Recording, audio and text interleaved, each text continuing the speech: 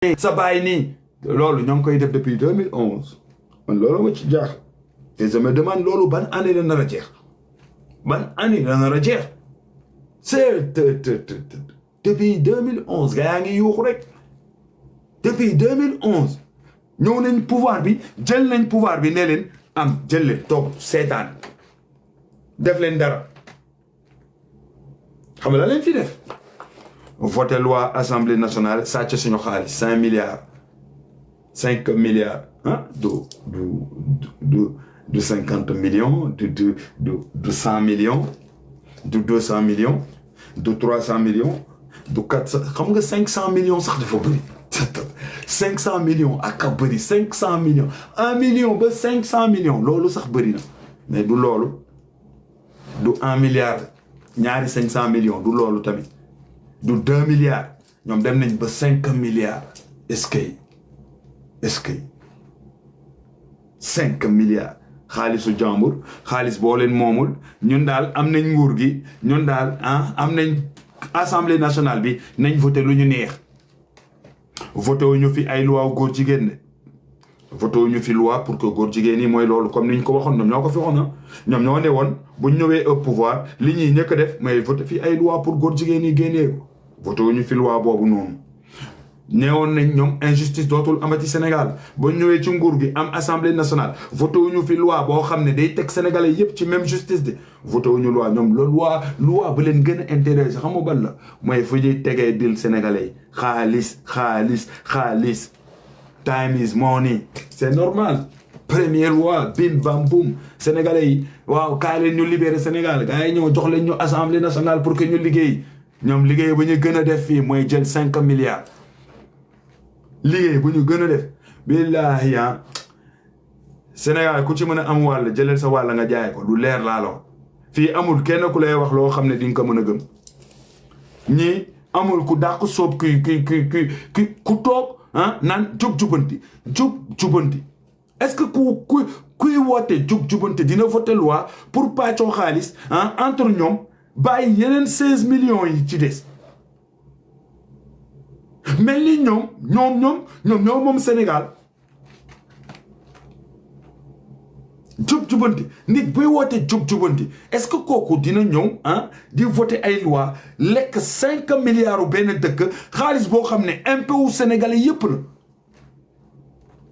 suñu impôt sénégalais yépp suñu impôt yaay yi suñu impôt papa yi suñu xaalis la daal te ñoom nee nañ dañoo ñëw ci dëkk bi pour ñëw récupérer xaalis bi gars yi sàcc léegi kan moo fi sàcc kii nga xam ne moom moo nar a récupérer xaalis bu ñu sàcc kooku moo ñëw récupérer 5 milliards moom prip c'est-à-dire arbitre dafa ñëw ne prip 5 milliards tee nañ ko gauche teg pàccoo yow man ma ñëw ne su ma jëlee nguur gi damay ñëw récupérer xaalis bi nit ñi sàcc mais kooku moo voté loi récupérer 5 milliards est-ce que kooku noonu mën na toog naan nit ñi ay waxu yow jub nga wala yow juboo est-ce que loolu bokk na si jub wax leen ma rek loolu bokk na si jub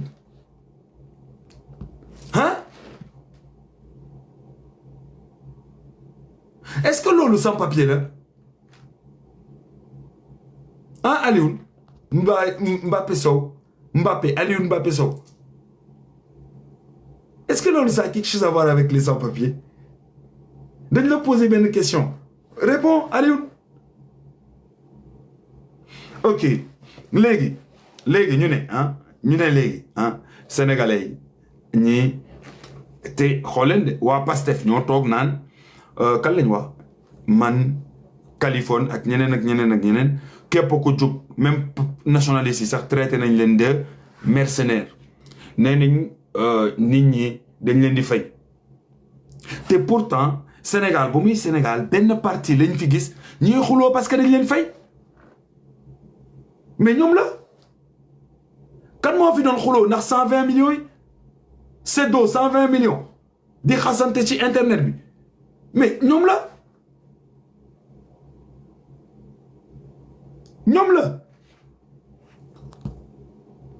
ñoo fi nekkoon di yàkkante seen biir ci affaire de 120 millions.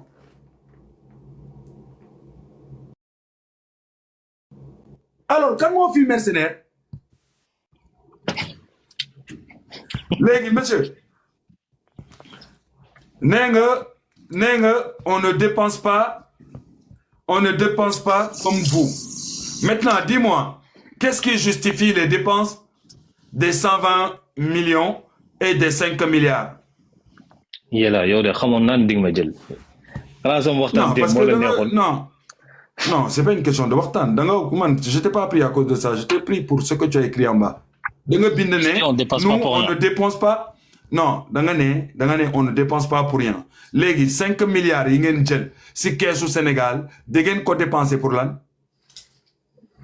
C'est pour les victimes. Quelles victimes? Les victimes des manifestations. Ouais. Et depuis quand on récompense des gens qui ont manifesté? Non, j'ai dit victimes, j'ai pas dit récompenser. C'est pour indemniser des victimes. C'est différent. Depuis quand au Sénégal on indemnise des manifestants? Non, il est là. Confond pas les mots. Non, je joue pas sur les mots. Monsieur, moi je t'ai pris pour t'affronter ici. Hein? J'ai fait exprès de te montrer. Il n'y a que toi et moi ici. Maintenant, je t'ai posé une question. Dans quelle loi sénégalaise, dans quelle constitution sénégalaise, on prend l'argent dans la caisse de l'État sénégalais, l'argent de 18 millions de personnes pour rémunérer des manifestants ou des soi-disant victimes? Dis-moi. Dans la mesure où ça a été voté à l'Assemblée nationale. Ça a été voté de quoi? Parce que vous êtes majoritaire à l'Assemblée nationale? Dieu merci, on est majoritaire. Ah, Dieu merci. Donc, quand Wade est venu, Wade aurait pu prendre l'argent de l'État et le distribuer à ses patriotes. Donc, quand Diouf est venu, il aurait pu prendre l'argent des Sénégalais et le distribuer à ses patriotes. Donc, quand Macky Sall est venu, non, il n'y a pas de Yéla. Il faut me laisser terminer. Moi, quand je t'écoute. Donc, quand Macky Sall est venu, il aurait dû prendre l'argent de l'État et le distribuer à les gens qui le suivent. C'est du vol. Du vol, hein, légalisé. C'est ce que vous avez fait. Vous avez demandé l'Assemblée nationale pour pouvoir travailler. C'est cette majorité. Voilà pourquoi vous avez eu la majorité à l'Assemblée nationale. Mais aujourd'hui, hein, vous avez rémunéré des gens qui ont brûlé des universités. Vous avez rémunéré des gens qui ont attaqué, hein, des lieux publics. De quoi tu me parles? Tu me dis oui, non, hein, qui a été voté à l'Assemblée nationale. Une loi que vous avez créée et votée de vous-même. Mais les gars, respectez les Sénégalais. Vous, votre seul mandat, ça va se limiter là. Ça, vous pouvez en être sûr. Il n'y aura pas de deuxième mandat chez vous. Et le PASTEF ne sera plus au pouvoir au Sénégal. Ça, tu peux en être sûr. Sauf si vous décidez de mettre la dictature totale. Et à partir de ce moment-là, l'armée va sortir et puis intervenir. Tu sais, je peux parler, hein? Je t'écoute. Tu sais, mais donne des arguments solides. Ouais, mais je vais te donner des arguments. Tu sais, hier, vous étiez 9 et j'étais le seul ici. Et non, il ne faut pas parler de hier. On te parle d'aujourd'hui. Il ne faut pas te victimiser. Ouais. Je ne me victimise pas. C'est pour te dire, en fait, que moi, tu es venu pour débattre. De un, la loi qui a été votée à l'Assemblée nationale est constitutionnellement logique. Parce qu'une loi qui est votée à l'Assemblée nationale, une loi qu'on vote à l'Assemblée nationale, on regarde la constitutionnalité de la loi. Elle est passée. Et là, entre victimes, c'est des voleurs. Il y a une différence. Des voleurs. Non, elle est passée parce que le PASTEF, non mais tu nous laisses répondre. Elle est passée parce que, il faut préciser aux Sénégalais, parce que PASTEF est majoritaire à l'Assemblée nationale. Donc aujourd'hui, si vous voulez voter des lois pour exécuter la moitié de la population sénégalaise, cette loi va passer. Si vous voulez voter une loi pour tuer toute la population sénégalaise, cette loi va passer. Si vous voulez voter des lois pour prendre la moitié des biens sénégalais, elle va passer tout simplement parce que vous êtes majoritaire. Ne nous prenez pas pour des cons. Tout ce que vous voulez voter, vous allez le voter comme vous voulez. Personne ne pourra rien y faire. Donc, c'est du vol légalisé. Tu viens voler l'argent des Sénégalais. Non, laisse-moi terminer. Si vous voulez réellement voter une vraie loi, il suffisait seulement de faire appel au débat public. ok, au débat public, de faire appel aux Sénégalais, de sonder les Sénégalais, demander l'avis des Sénégalais. Ah, on aimerait prendre de l'argent pour rémunérer tel. Demander, faire des sondages, demander, est-ce que les Sénégalais sont d'accord? Mais non, vous avez pris la confiance des Sénégalais. Vous, en fait, ça, on appelle ça de l'abus de confiance. De l'abus de confiance parce que vous avez dit aux Sénégalais, venez, donnez-nous la majorité à l'Assemblée nationale et nous, on va faire en sorte de travailler dans le pays et non pas voter des lois où on pourra s'enrichir dans le pays. Au jour d'aujourd'hui, où est-ce que vous avez mis le référendum? Vous savez pas c'est quoi un référendum? On vous a donné la majorité pour que vous travaillez parce que c'est ce que vous avez fait croire aux Sénégalais. Mais sinon, vous n'aurez jamais la majorité. Et si vous n'auriez pas eu la majorité à l'Assemblée nationale, vous savez que cette loi ne serait jamais passée de votre vie. Jamais. Non, l'Assemblée nationale, non, parce que tu dis des trucs graves. Non, parce que c'est toi qui dis des trucs graves. Parce que non, tu dis des trucs graves. Nous les ñoo jël xaalisu mbolo dem ne dañoo voter benn loi parce que dañoo majoritaire ñun voter nañ ko loi bi jàll na quand mais mettez en place des référendums. Vous êtes majoritaire. Vous avez confiance à vous. Pourquoi vous ne mettez pas des référendums pour demander l'avis des autres, du peuple sénégalais? Parce que vous savez que vous n'aurez jamais l'avis des peuples sénégalais. Parce que c'est l'argent du peuple. Vous avez pris cet argent-là et vous l'avez distribué seulement entre votre parti, sous prétexte qu'on les rémunère parce que ce sont des victimes. Victimes de quoi? Victimes de quoi? Des victimes à qui on a distribué des billets de 5 000 pour qu'ils aillent casser. Des victimes à qui on a demandé. Il n'y a pas de staff-là parce qu'eux-mêmes sont en train de le avouer ici. Ok? Dans les médias partout. Eux-mêmes. C'est pas nous qui les accusons. Non, écoute-moi bien. C'est pas nous qui les accusons. Écoute bien dans les oreilles. Ça va rentrer bien dans tes oreilles avant que tu dises des dingueries. C'est pas nous qui les accusons. C'est eux-mêmes qui viennent dans les médias sénégalais, sur les plateaux, expliquer ce qu'ils ont fait. Comment ils ont été payés. Le dernier, c'était le jeune avec Kourèche qui a expliqué comment on les payait. Et ils ont été même convoqués devant la justice. Donc quand tu n'es pas au courant, arrête de venir défendre des gens alors que tu n'es pas au courant. C'est eux-mêmes qui se dénoncent eux-mêmes. C'est eux-mêmes qui expliquent comment ils ont été payés, comment on les distribuait, comment ils distribuaient des 5 000, des 10 000 pour rassembler les gens. Donc eux là, ils sont pas sortis parce que ils voulaient se battre pour quelque chose. Ils sont sortis parce que on les a payés. Donc vous ne payez pas des gens pour sortir, casser, manifester, faire du n'importe quoi et après venir payer les gens avec notre argent parce qu'ils ont cassé, parce que vous les avez payés pour casser. C'est incroyable. C'est du vol légalisé. Donc, monsieur, s'il vous plaît, respectez-nous. Donnez-nous notre argent. C'est notre impôt. Sinon, on va demander à la moitié de la population ou à la grande majorité de la population de désormais arrêter de payer leurs impôts. De désormais arrêter de payer leurs dividendes. De désormais arrêter d'enrichir l'État. Parce que l'argent qu'ils payent, cet argent-là est distribué aux membres de PASTEF et leurs partisans qui ont cassé le pays. C'est de ça qu'il s'agit. C'est notre argent, c'est pas votre argent. Tu peux m'écouter ou pas?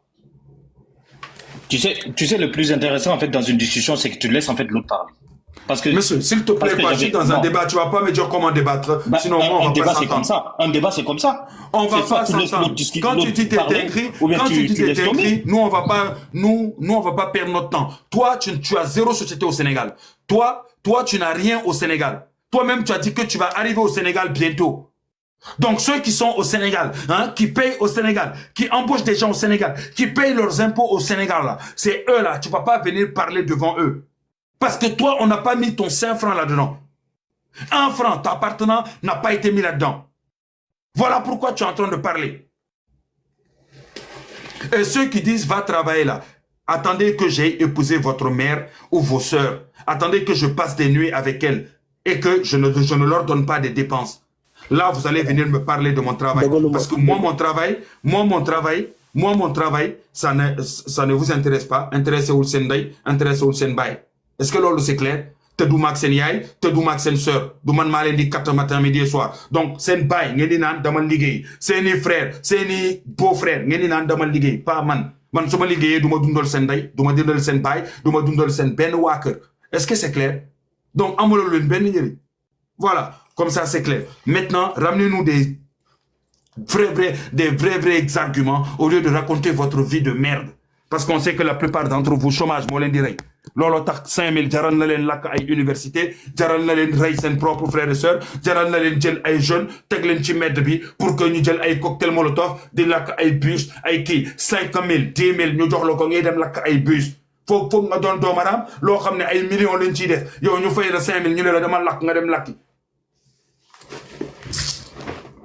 Donc la loi amnistie, tout simplement, nous, on veut que ça aille devant la justice et que les autorités fassent leur travail. La justice fasse son travail. Point. C'est ce qui nous intéresse.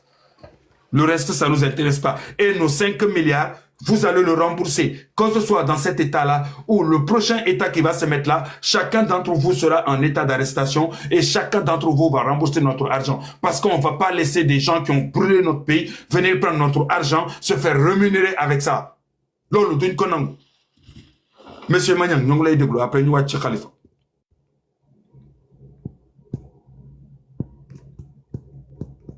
Magnang sa micro. Mamaring plutôt. Khalifa ñu ngi lay déglu vu que lui il est pas là. waaw yàlla maa ngi lay ziar.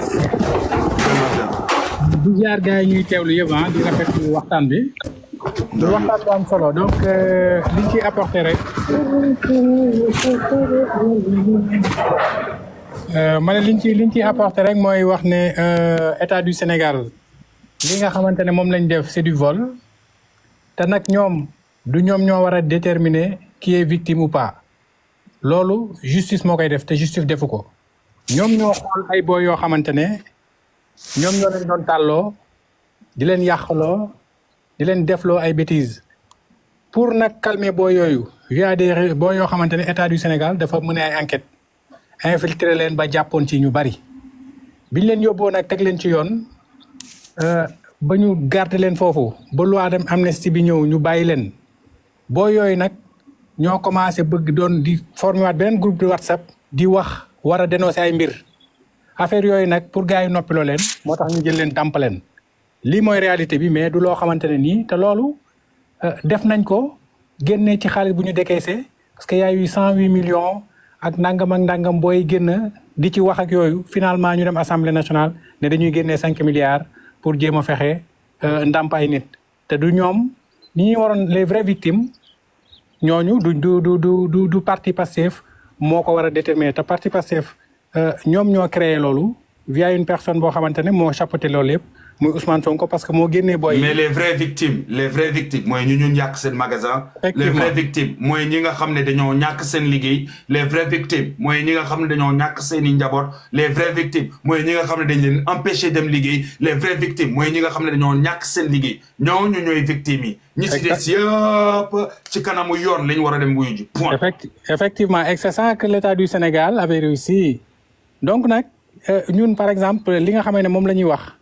mooy c'est-à-dire gars yi nga xamante ne ñooy déglu dañ leen bëgg wax ne état bi fi nekk nii war ñu leen may deuxième chance pour ñu ñëw di fi toogaat ay deuxième mandat yu nemee noonu war ñu ko sax xalaat mos dem boobu ñuy wax ci loolu la ñu war a continuer rek def ko benn sacerdoce bañ a jàpp ne waa PSTF dañ fiy yéeg ñuy débattre ñoom ci débat boo xamante ne lu leen fiy conféré voilà parce que ils n'ont pas d'argument solide pour ñoom se maintenir au pouvoir wane nañu seen limite et que nag ñun ci loolu la ñuy continuer rek di wax ci loolu xam naa damay bàyyi ba ci kanam ñu gën a continuer xusal waxtaan bi. jaajëf Khalifa suñu naar ñu ngi lay déglu. waaw salaamaaleykum. yéen nuyu naa leen di leen ziar bu baax a baax. yéen sujet bi am na solo mais il faut pas oublier que Pastef a mis dans la tête de nos enfants des idées xénophobes, racistes et haineuses. Pastef ku am xam-xam amu fa il faut savoir que tey jii nit ki bu fekkee da nga génn ci dëkk bi nga ni yow da ngay dem ci benn manifestation boo xam ne kenn autorisé wu ko pour taal dëkk bi je suis désolé de le dire comme ça boo fa deewee yaa perte boo fa deewee délinquant bu dee nga il faut arrêter de vouloir que Pastef muy nekk ci réew mi nekk ci dëkk bi yow ay délinquant nga di leen di indemniser je vais juste apporter un éclaircissement yella ci débat bi nga doon def ak ki génn léegi.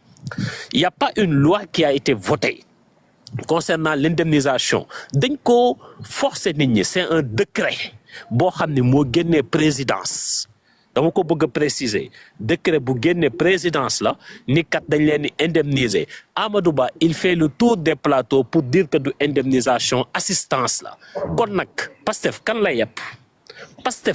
yepp te il faut que ñu xam benn affaire mooy tey jii les vraies victimes mooy ñi nga xam ne ci boppam ñoom yàq nañ seeni magasin ñoom amatuñu loo xam ne mooy doon seen liggéey yàq nañu seeni biens ñooñu ñooy les vraies victimes ñi nga xam ne la plupart dégg naa ko démb mu naan on va exhumer les morts mais ñoom seen loi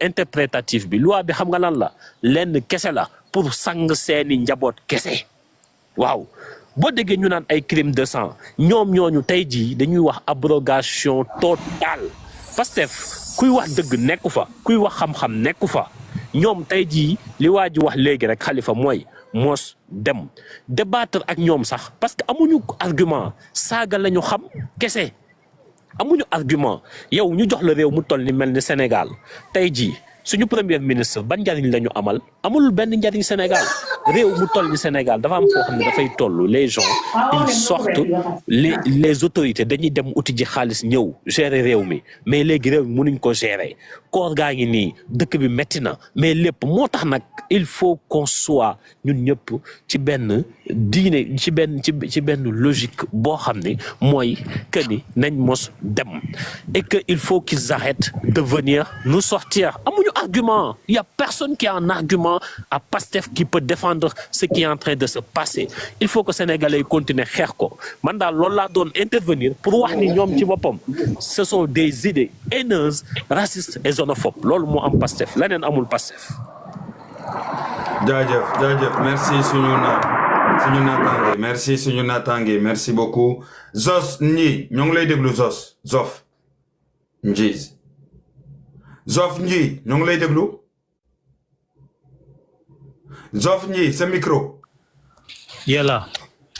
oui maa ngi leen di nuyu di leen fay topic bi am na solo trop parce que li nga fi wax yëpp dëgg la tu comprends yow Sénégal man maa waroon wax wala baal ma de kenn xamut xew comprendre nga ñu ñëw di victimiser si ñii di jël xaalis di yàq loolu warul parce que ñooñu kan moo leen victimiser ku dut Ousmane Sonko kan moo leen wax ñu génn ñu taal dëkk bi kan moo doon yebal ndaw yi ne nañ génn nañ def lii kan la du benn nit régime bu fi jógee nekkul ñoom ñoo doon victimiser nit yi on se dit la vérité te réew nu koy doxal du ay fen xam nga ñun dañ nekk ci temps boo xam ne ñii nii foog ñu jox leen seen premier mandat bi mu yem fa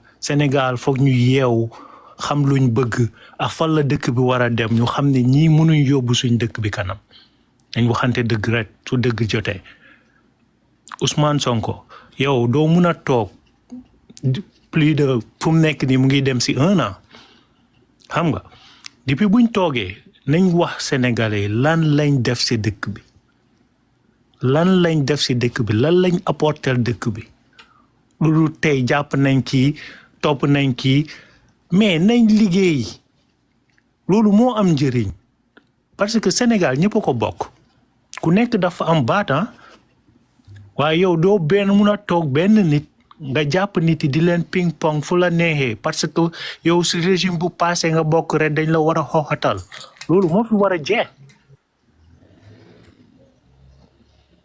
xam nga ba pare 5 milliards yi nii ñoom dañ ko def pour ñoom parce que ñii bu ñuy toog ñëpp xam ne ñoom ñëpp a xiif xam nga lu ñuy def nii yëpp pour ñoom la waaye fii su nekkee victime yi dëgg mooy ñu yàq seen business yi ñu ñàkk seen liggéey buñ demee toog ci port bi ñaata nit ñoo yàqule foofu noonu ñaata nit ñoo ñàkk seen liggéey ci nguuru Sonko parce que yow ci former régime bi nga bokk xam nga loolu warul tax ne yow dañuy yàq sa liggéey parce que soo nekkee ci place di doxal normal am na place yoo xam ne ñu ngi doon dox normal yow soo demee tey port suñ la waxee xaalis bu daan dugg ak ñii depuis buñ toogee xaalis bi fu mu yegg mais loolu jaarul yoon 3 mois Macky Sall